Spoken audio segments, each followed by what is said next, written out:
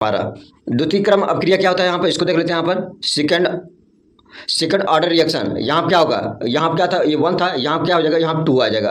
और यहाँ तृतीय क्रम अपक्रिया में क्या हो जाएगा, थर्ड ऑर्डर रिएक्शन, यहाँ 3 आ जाएगा। उसका जो यहाँ क्रम होगा ना, एक आएगा, उसका जो पावर होता है ना, 1 आ जाएगा, 2 आ जाएगा, फिर 3। फर्स्ट लॉ के लिए 1 आएगा, 2 के लिए, द्वितीय क्रम के लिए 2 आएगा, तृतीय क्रम के लिए 3 आएगा। यहाँ 3 लग गया है, यहाँ पर 2 लग गया है। आज का जो केमिस्ट्री टॉपिक है ना, इंपॉर्टेंट क्वेश्चन है यहाँ पर, यहाँ से आज इस वीडियो में सीखने वाले हैं अपक्रिया की दर या वेग, रेट ऑफ रिएक्शन क्या होता है। क्लास 12 के लिए, ये कक्षा 12 के लिए बोर्ड एग्जाम 2025 के लिए महत्वपूर्ण क्वेश्चन है। यदि आप लोग हमारे चैनल पर नए हैं, चैनल को लाइक एंड सब्सक्राइब जरूर कीजिए। हम यहाँ पर केमिस्ट्री जो इंपॉर्टेंट क्वेश्चन इस वीडियो में हम बताने वाले हैं, यहाँ पर कैसे आप लोग तैयारी करना है, पूरा स्ट्रेटेजी को अपनाना है, यहाँ पूरी डिटेल में आप लोग जानकारी मिल जाएगी। यहाँ बात कर लेते हैं रेट ऑफ रिएक्शन क्या है। यहाँ पर इसका अर्थ होता है कि किसी भी रासायनिक अभिक्रिया में प्रतिभागी पदार्थ की मात्रा में परिवर्तन की दर। यह दर से तात्पर्य है कि कितनी तेज अभिक्रिया हो रही है। जो आप रेट ऑफ रिएक्शन बताता है, उस अभिक्रिया में रिएक्शन कितनी तेजी से हो रही है, उसके बारे में हमें बताता है। अभिक्रिया की दर को प्रभावित करने वाले कारक, सांद्रता कंसंट्रेशन की बात करते हैं। सांद्रता कंसंट्रेशन की बात करते हैं। अभिक्रिया में भाग लेने वाले पदार्थों की सांद्रता बढ़ने से अभिक्रिया की दर बढ़ती है। अभिक्रिया में भाग लेने वाले पदार्थों की सांद्रता बढ़ने से अभिक्रिया की दर क्या होती है, बढ़ती है। उसके बारे में हमें कंसंट्रेशन, सांद्रता के बारे में बताया गया है। तापमान, अब बात करते हैं तापमान, टेम्परेचर की। तापमान बढ़ाने से अभिक्रिया की दर क्या होती है, बढ़ती है। अगर तापमान भी बढ़ाएंगे ना, तब भी अभिक्रिया की जो रेट ऑफ रिएक्शन है वो भी क्या होती है, बढ़ती है। उसके बारे में हमें बताया गया है। दबाव, प्रेशर, दबाव बढ़ने से अभिक्रिया की दर क्या होती है, बढ़ती है। दबाव भी बढ़ाएंगे, टेम्परेचर भी बढ़ाएंगे, तभी इसका क्या होगा, अभिक्रिया की दर बढ़ेगी। कैटलिस्ट क्या होता है, कैटलिस्ट की उपस्थिति में अभिक्रिया की दर बढ़ती है। कैटलिस्ट की उपस्थिति में भी क्या होती है, अभिक्रिया की दर बढ़ती है। अभिक्रिया की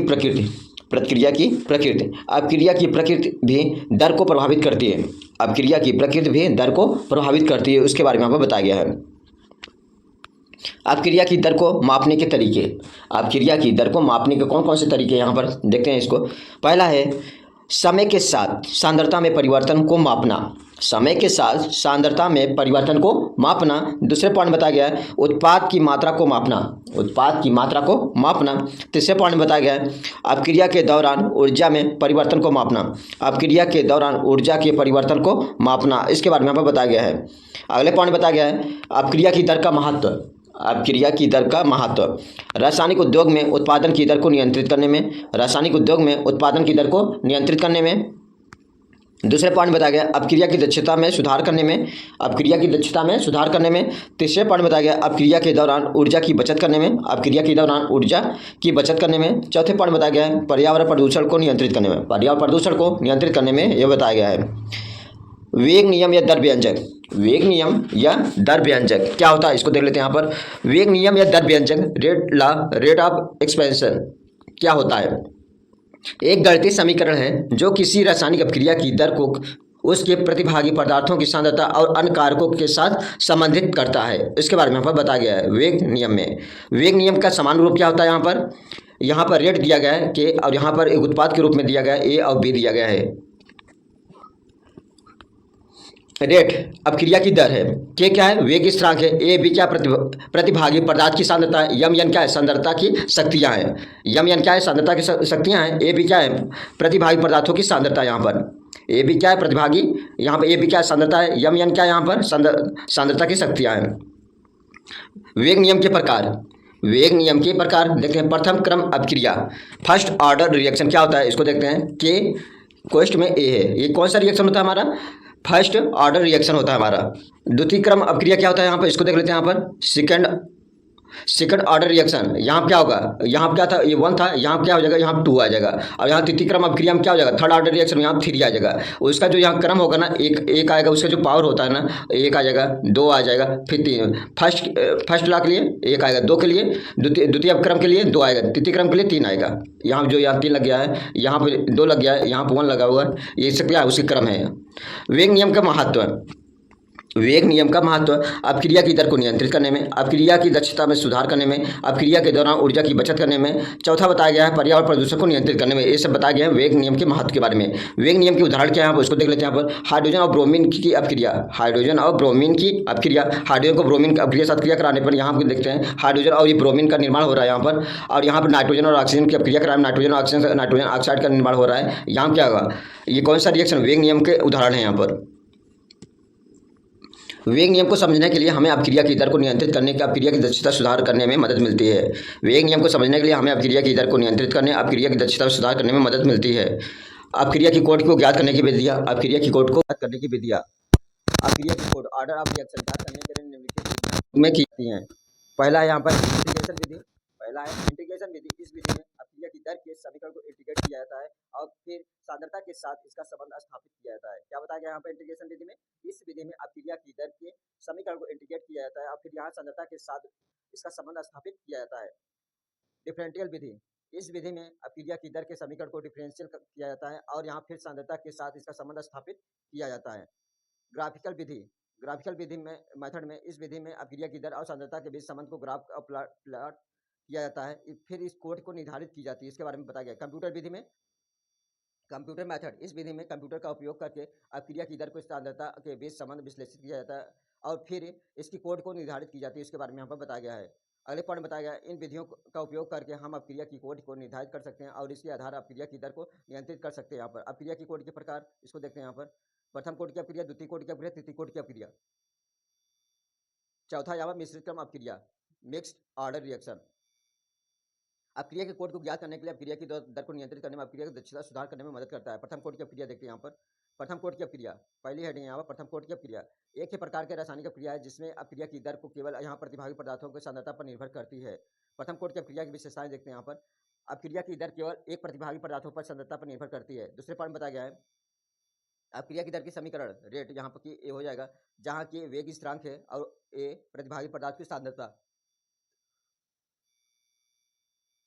अगला पॉइंट बताया गया है अपक्रिया की दर समय के साथ घटती है। अपक्रिया की दर समय के साथ क्या होती है? घटती है।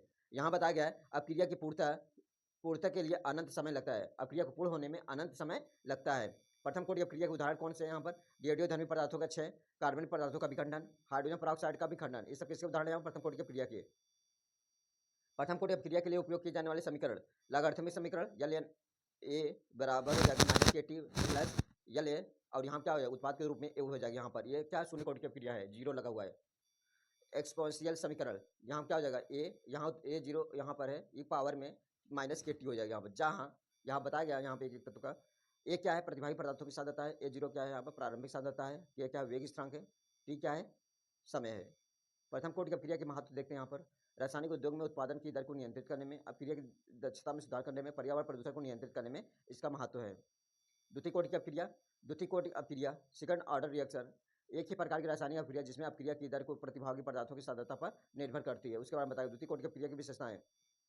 अपक्रिया की दर को दो प्रतिभागी पदार्थों की सांद्रता पर निर्भर करती है। दूसरे में बताया गया यहाँ पर अपक्रिया की दर के समीकरण रेट के ए यहाँ पर बी हो जाएगा यहाँ पर, जहाँ के वेग स्थिरांक है ए और बी प्रतिभागी पदार्थों की सांद्रता है।